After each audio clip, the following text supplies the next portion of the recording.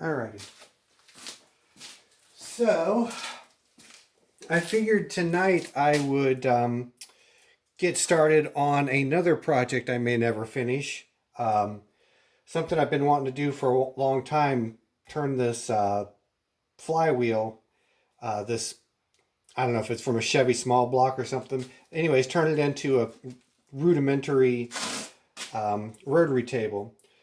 But before I get into my little oddball stuff, I was going to show you guys about another machinist channel that might be of interest. Occasional Machinist. He's got some really interesting stuff going on his channel. Let's see, what else? What was there?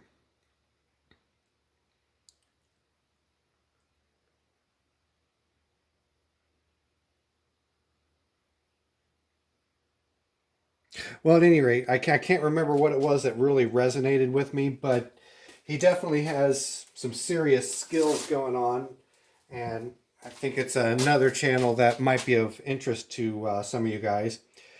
So anyways, I've also got this two-jaw scrolling chuck that I'm trying to decide what I might try to do with in the future. I was almost contemplating maybe using part of it to make a threaded adapter for putting a fairly large four-jaw chuck onto this dividing head.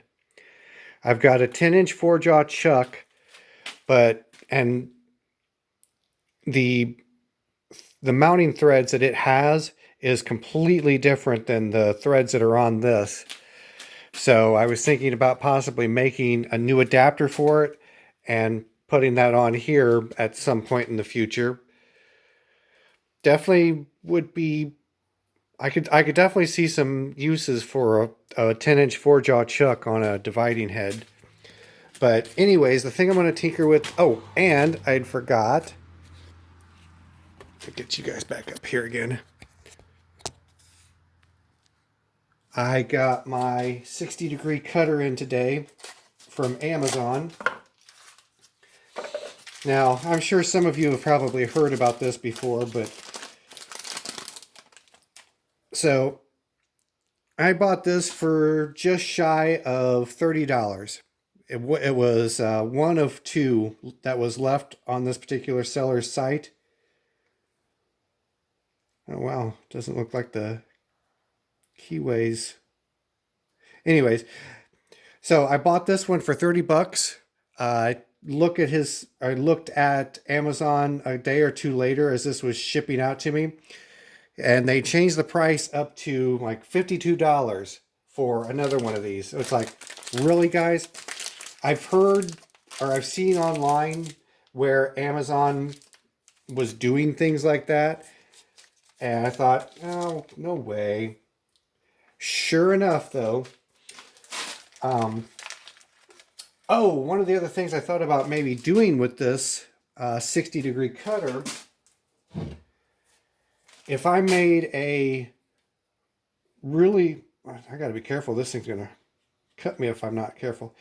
If I make a really low profile nut or bolt to secure this, I could also conceivably use this for making dovetails, for making tool holders, the dovetails for some tool holders. But we shall see about that. As sharp as the points are on this, kind of wish they were a little bit blunted, but I'm sure given some use they'll get plenty blunted. So anyways, the thing I'm going to tinker with tonight is making a very rudimentary center hub thing to hold this down, to hold this flywheel down to the milling table. Basically something right along the lines of what I did with my little itty bitty milling rotary table that I don't think I've ever used before, come to think of it, I'm going to have to change the design that I was thinking about for that.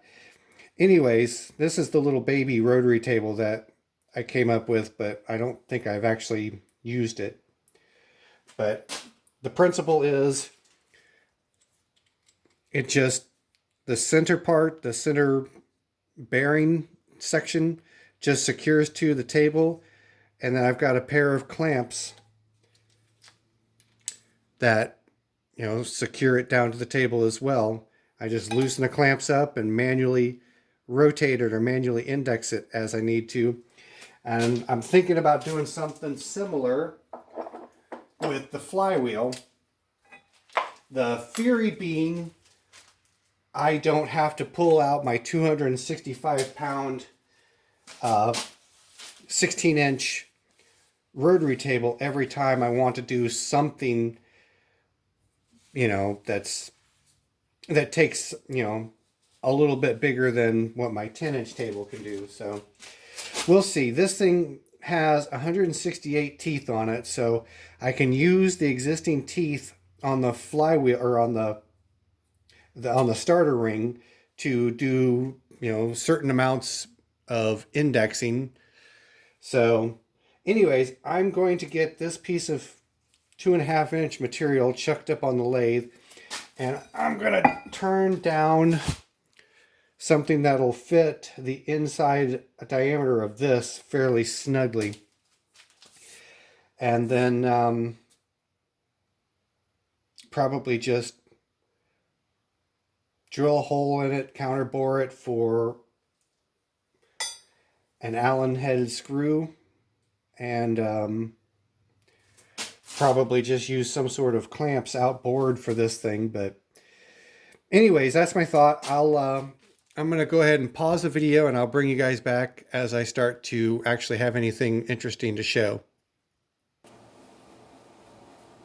Okay, so I'm just starting to turn this down here to my 2.069 or so. I've got one of my calipers zeroed to the 2.077 or something like that. So I'm going to get this down close, and then I'm going to start drilling out the center of it, maybe let it cool down a little bit, and then start to take it out of the chuck and actually test fit it to the center of the flywheel, because the flywheel's simply too big to, you know, fit it up on here. So anyways, I got about another 100 thousandths I need to take off. So I'm going to keep plugging away at this.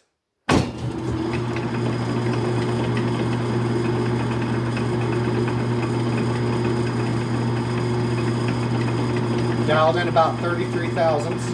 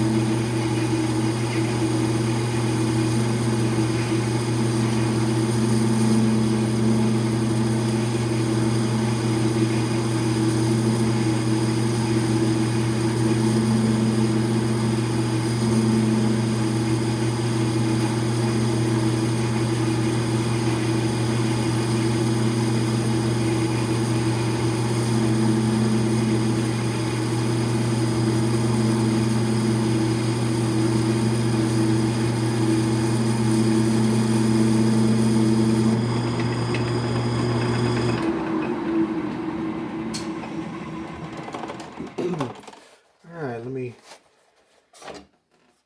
check this again. It's kind of going a little bit aggressive there. About another 38 thousandths. I'm going to dial in about 15 thousandths. Take this pass a little bit easier. Start to try to sneak up on this dimension.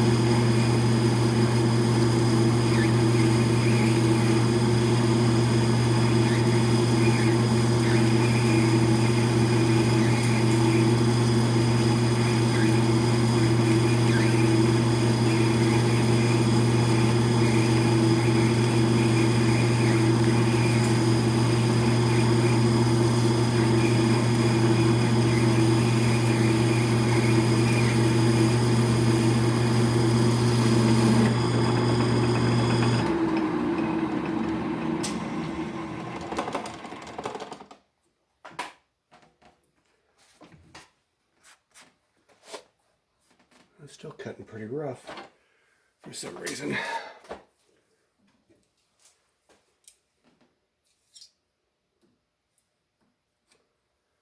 All right, about 15 thousandths left to go. It's not too bad temperature wise. It might not goof me up too much on my outer dimensions, so let's see. I'm going to go ahead and dial in about 10 thousandths, and then maybe I'll start fitting it to the flywheel and see where I'm at.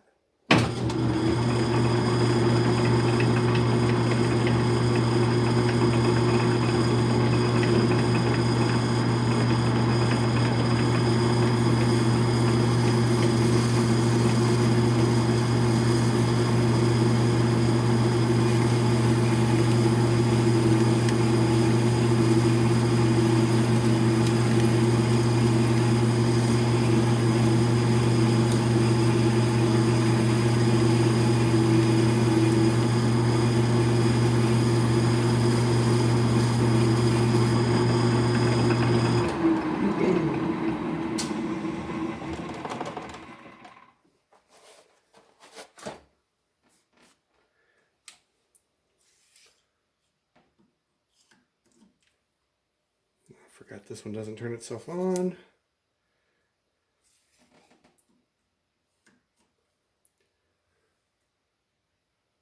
.067. I think I'm going to try that. I'm going to pull this out of the lathe here and go test fit it real quick. So let's go ahead and pause for a minute. All right, let's see how close this is or isn't.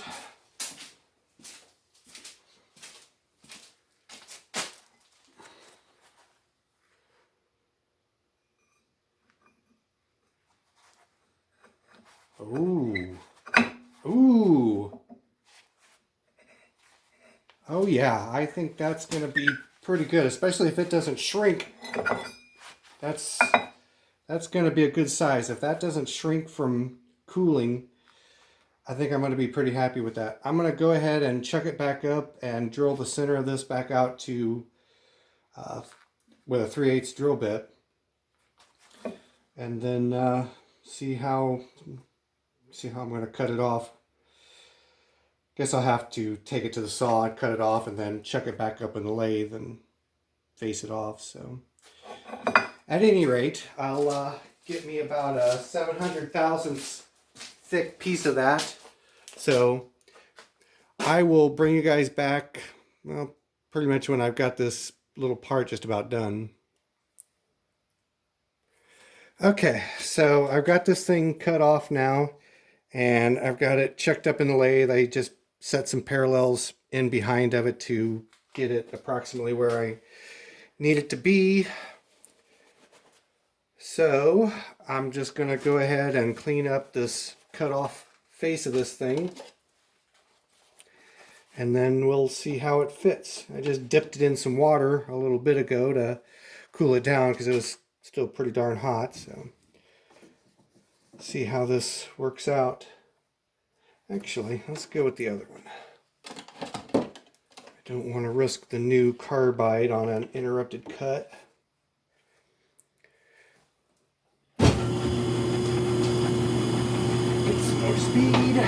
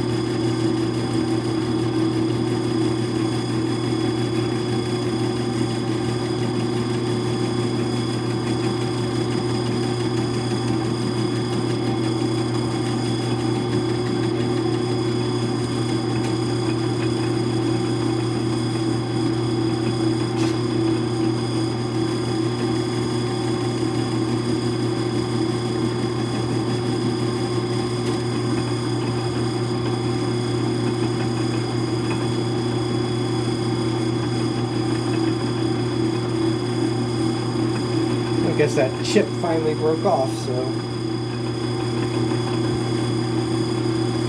hopefully it won't. Ow,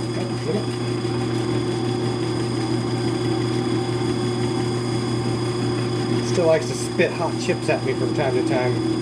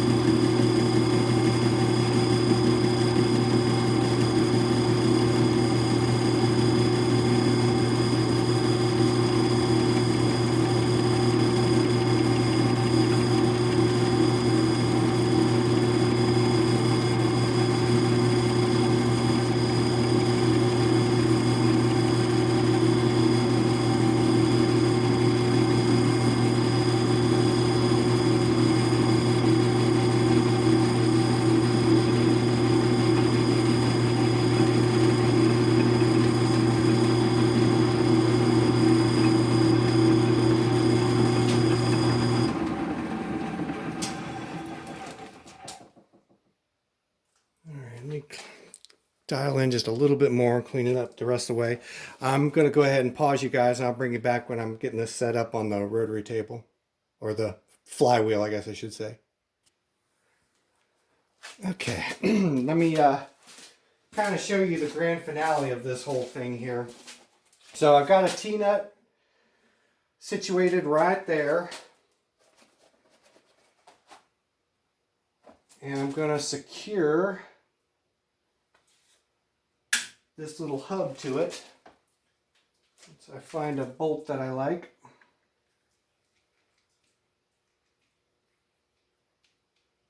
I think that one will do it. Oh, wrong bolt. Never mind.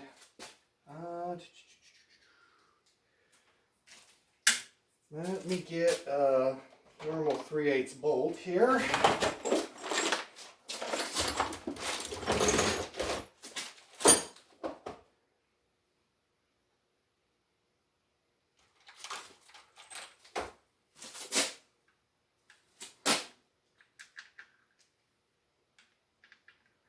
That'll be long enough to demonstrate it.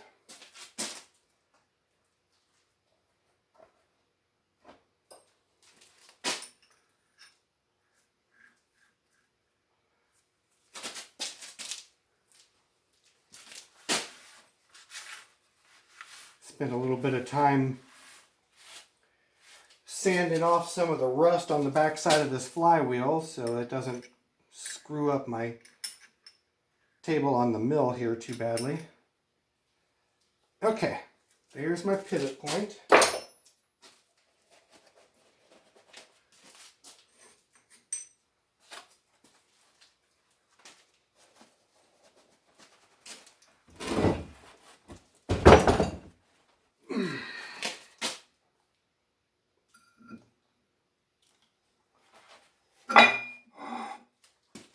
Voila! A rotary table of sorts. See if I can scoot it over just a little bit more. Yes. Okay, let me make sure that that's still in the center of the camera. More or less. Okay, so let's see if these guys will reach.